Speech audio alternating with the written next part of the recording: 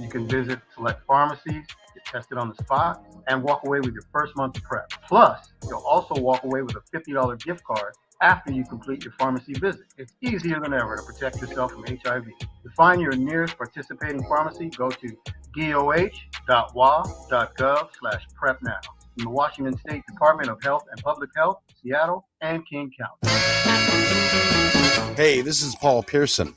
I've hosted the R&B show Star Time since the very beginning of Rainier Avenue Radio, and after years of featuring tracks from the 50s through the 80s, Star Time now plays R&B and hip-hop from the 1990s as well. A whole half-century of soul, funk, hip-hop, and more on Star Time, Wednesdays at 2 p.m. on Rainier Avenue Radio.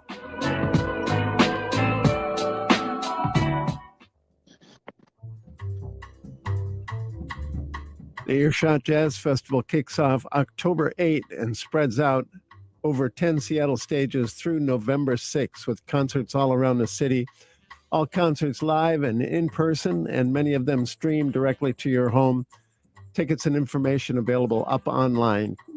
Earshot.org. It's the Earshot Jazz Festival 2022. See you soon. Rainier Avenue Radio. Rainier Avenue Radio.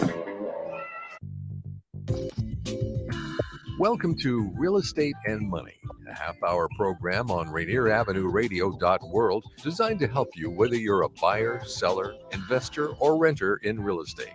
Your hosts are two local professionals who will escort you on your journey. Violeta Strash, who has years of media advertising and marketing experience and brings this extensive knowledge to John L. Scott Real Estate and all our clients. And Tina Lombard, who is a mortgage loan originator with guaranteed rate affinity, with over 28 years of experience. And now here's Violeta and Tina. Hello? Hi. Can you hear me? Oh, I can't hear you, Tina. Here I am. Hi, oh, there you are. Hi. Welcome to the show. Yes, the day after Halloween. How was your Halloween? Oh, it was nice. It was spooky, but we went up to the mountains and we were snowboarding, so that was scary in and of itself. Yeah, how about you, B? Well, nothing happened in my neighborhood. I am in an area where there's a lot of established homes, older folks, thinking about downsizing. So perfect for me. But not a lot of no kids came to the door. Okay. Last night, zero. I had a ton of candy, and I think a lot of kids are doing things at school. There was a trunk or treat event at our community center. Mm-hmm. Where the kids were there over the weekend doing their trick or treat there. I did a reverse trick or treat because I was a little concerned. I needed to ask a neighbor if there were any kids. So I went next door, knocked on the door, and asked them, "Are there anybody?" And they said, "Last year we had nobody." Oh goodness. But, okay. Yeah, but their grandson was there. So I said, "Okay, I'm going to bring over my my bowl of candy." So I knocked on their door again, and I go, "I have treats. Is there someone here that could do a trick?" So he's 7 years old, and I said, "Okay, pick 7 pieces of candy that you want." Okay. So he was my only trick-or-treater yesterday, and I did the reverse trick-or-treat. Okay, see, that makes What about sense. you, your neighborhood? Yeah, see, so with me, it was like, we didn't get back until 9 o'clock at night, almost 9 o'clock at night, and all the streets, everybody had their lights off in the street. So it was like a deserted street. That was basically saying, we're not participating this year. And, ever since COVID or what have you, they're going to the neighborhoods that have a lot of candy, A, and B, they're going to shopping malls or churches or, they're going to community events as opposed to people's houses. So, but that's not going to deter us on our show. No, we're going to talk about haunted houses. Yes, great. So before we go on, everyone, we just want to say, thank you for joining us. We've got a beautiful show today. We're going to be talking about haunted houses. I know it's the day after Halloween, but today's All Saints Day, correct?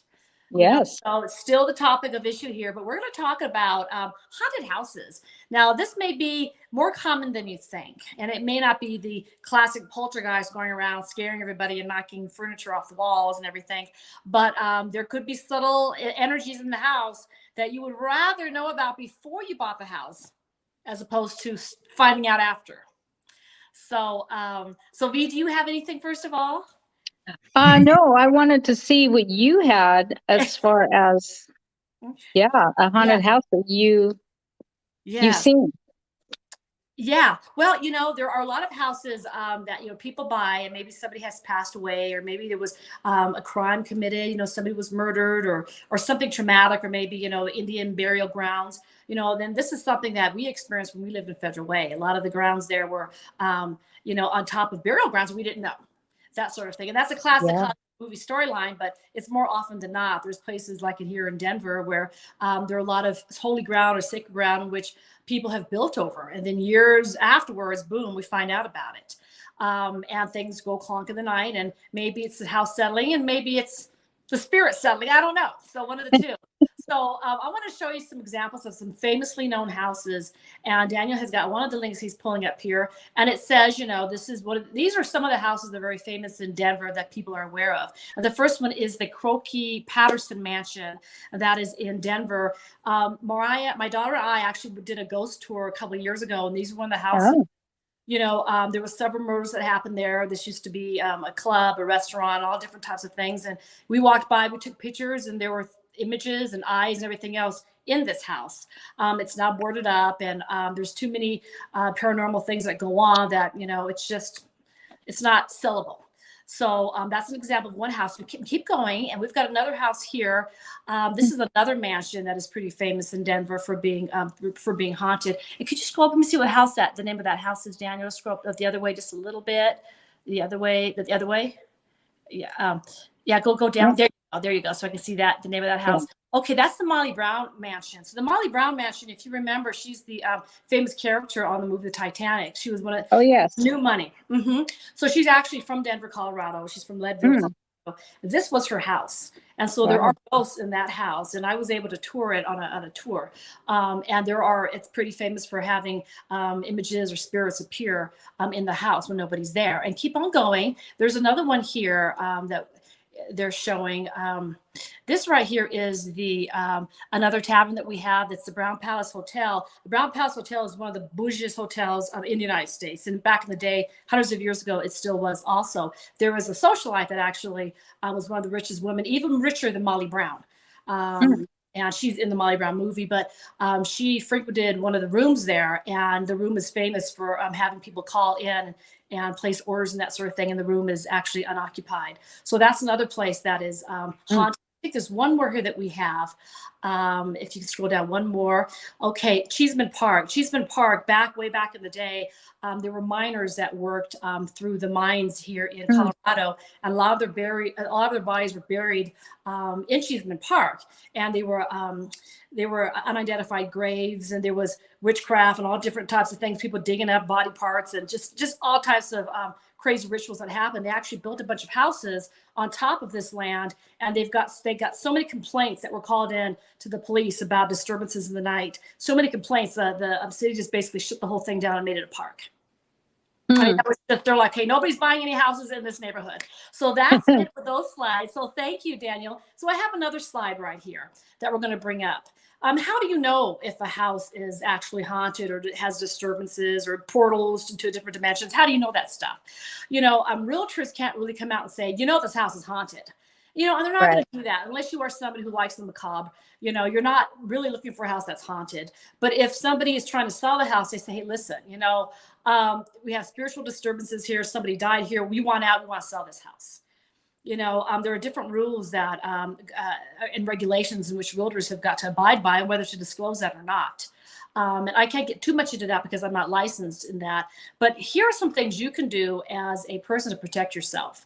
Now, if you scroll down a little bit on that, Daniel, it talks about different things that you can do so that you don't unexpectedly buy a haunted house. Okay. The first thing it says here is to let me see here. Okay.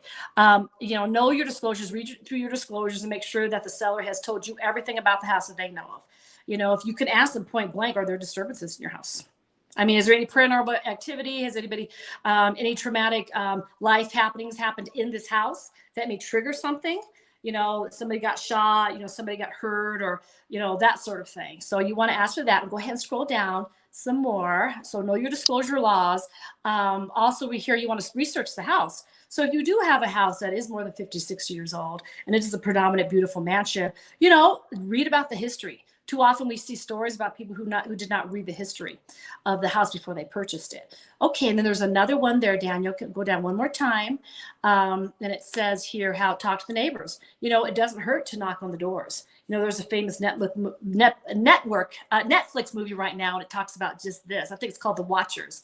But you should talk to the neighbors. And if they're goofballs, A, get out of there. But they can tell you, hey, yeah, so-and-so killed themselves. There have been 3 owners in the last 2 months. I mean, this type of thing. So talk to the neighbors. Okay, and the last thing I want to talk about here, it says check for buy, sell, and repair history of the house. So check to see, who's bought it before, who's purchased it before, how long have they lived in the house, and if there's a recurring pattern, if people have been living in the house for 3 months and then selling, in 1 year and then selling, that gives you an indication that is abnormal. And with a house like this, if you think this is a house that you would live in for 20 years, yet the previous owners have only lived in it for 3 months or 6 months, there may be a paranormal reason why they are evacuating. Okay, so thank you, Daniel, for showing those. So those are just some tips, and call the Ghostbusters. That would not be Violeta or Tina Lombard. No, it would not. Don't call me. I'm not going into any haunted house. So you can take that off now, Daniel. Okay, but what I do know, there are some cultures. I think it's, forgive me if I'm wrong, but I think in some Russian cultures, they actually take a cat and let the cat run out throughout the house. And cats actually are known to either chase spirits down or to cleanse the house for whatever reason, because cats have that. There are people, a lot of Filipinos, we do a house blessing. We actually bless the house, put holy oil everywhere, spread holy water, throw that holy salt, and we get that place clean. I had a blessing. I had somebody who studied to be a priest. He blessed my house. He also was a shaman. So we came in here. He did a whole bunch of different prayers to cleanse my house, because I did have some crazy things that went bump in the night. So I didn't know either what was going on until I was here. It was nothing malevolent, but bothersome, to say the least. So it happens more often than not. And so there are ways to keep the house, even if you think there are things that should not be there. You can seek help from people. You can seek help through your realtor. You can seek help through your religious organizations, or just ask. But there are ways to remedy it. And if you can't remedy it, call Violeta and she'll place it back on the market for you. Yeah, I'll find somebody. It won't be me. I'll find somebody. But there are things, flickering lights, or shadows and stuff like that. It could be explained by electrical issues that have not been remedied, and it could be as simple as that. But some people say, no, I saw a shadow walking around behind this bright light and all that. Batteries that aren't working properly. So you can always check these things. Unexplained noises that go bump in the night. Could be raccoons that just got your roof done. Raccoons moved in to the attic, and there are bug infestations or rodent infestations, raccoon family in your attic that are running around, and you think, oh my God, there are ghosts. And they're in they're walking around on the walls, in between the rooms, and could be just that. Bugs. Yeah. It was something. Yeah. Yeah. I know when I was little, I lived in Guam. We lived in some housing before we got on the base. And I remember I used to hear people through the walls screaming, two guys and a gal. And I just thought people lived in the walls. And went to we moved on to base housing. I used to try to talk to people in the walls. My mother's like, what are you talking to? I'm like, well, the people in the walls. She's like, oh my gosh. Well, the house that we lived in, there was a car accident, and these teenagers were trapped in the car underneath our house. And there's rumors of falling every night. And I actually heard that. And so when I was a little kid, I really thought people lived in the walls, but really that was some paranormal activity from a house that I had previously lived in. So it happens. It happens. Okay. So, how are we on time? Are we time for break, Daniel? Or Tune Yeah. in to Real Estate and Money every Tuesday afternoon from 2:30 to 3 here on Rainier Avenue Radio.world. Join your hosts Violeta Strash with John L. Scott Kent North and Tina Lombard with Guaranteed Rate Affinity. They'll help you navigate the waters of our volatile real estate market and offer you some guidance on how to make your hard-earned money work to make your dreams come true. Learn about current trends, get tips on financial matters, and have fun, interactive discussions about your home inside and out. That's Real Estate and Money. Great. Okay. Now we're going to do something fun. Yes. Okay. What do you got going That's for us? not so scary.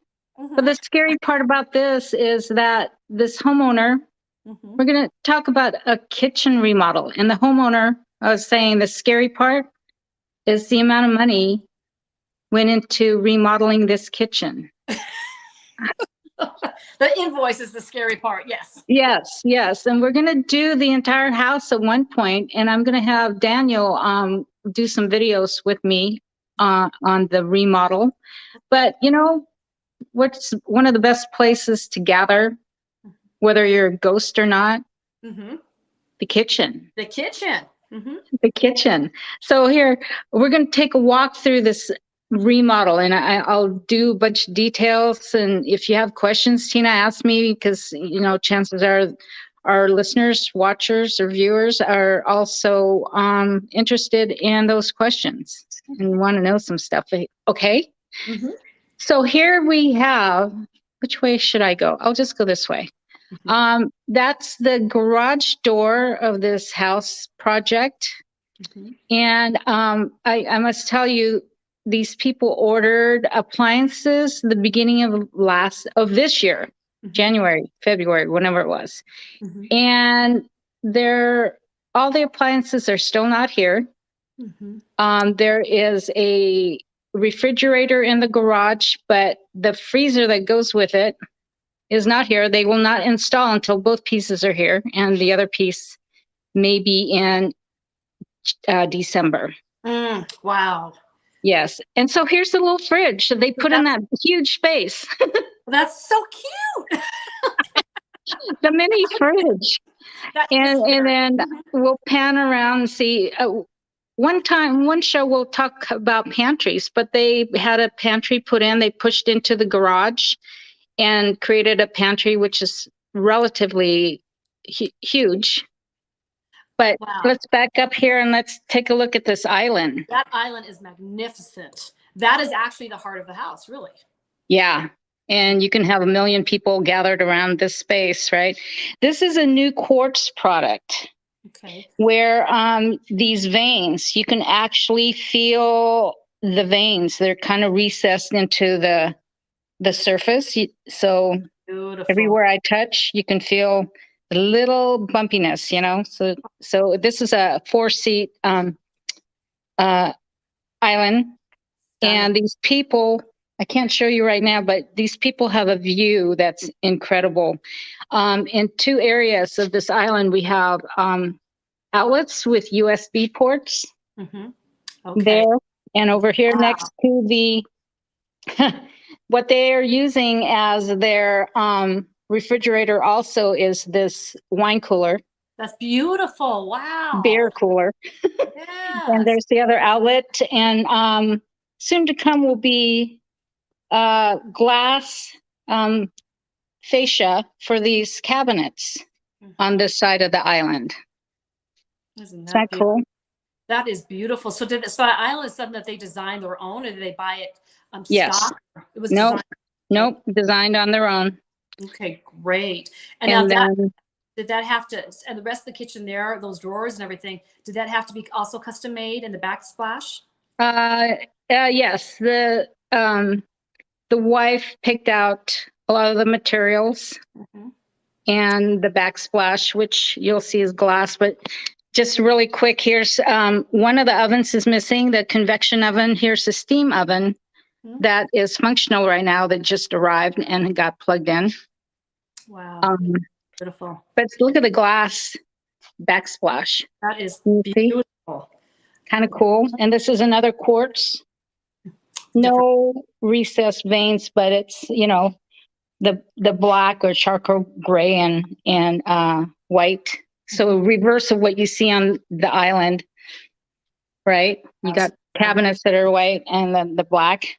And then here's a really cool thing. That quartz runs down the side on both this end and the other end. That's called a waterfall. Isn't it? Waterfall. That's right. Yep. Oh, that's beautiful. And then behind you, that stove right there, it looks like you're going to be putting a hood in there. Yes, the hood will be here, the range hood. There's going to be a cooktop here. Of course, it's not this. It's their interim cooktop. Yeah. And then this little yellow thing right here is the where they're going to put a pot filler. Oh, nice. So you're going to be able to get water to fill those big soup pots or whatever you need for your pasta, and not have to bring it from the sink over to the cooktop. That is beautiful. Wow. And so and then this is the beverage center, where they have an instant hot faucet right here. Wow. So you can have your tea or whatever all day long, or put it hot water in your oatmeal. Yep. How about, so where's the regular sink is in the island? Yes. And I'll show you in a minute. So we're kind of working around this way. Here's a new kind of, this is your blind corner. You know, sometimes you have that, if you have a cabinet right here, and you're on the floor reaching in to reach behind way back here where, you know, you're trying to find something. Here's a new type of lazy Susan. Some people have the lazy Susan. Right. This is called a Rev-A-Shelf.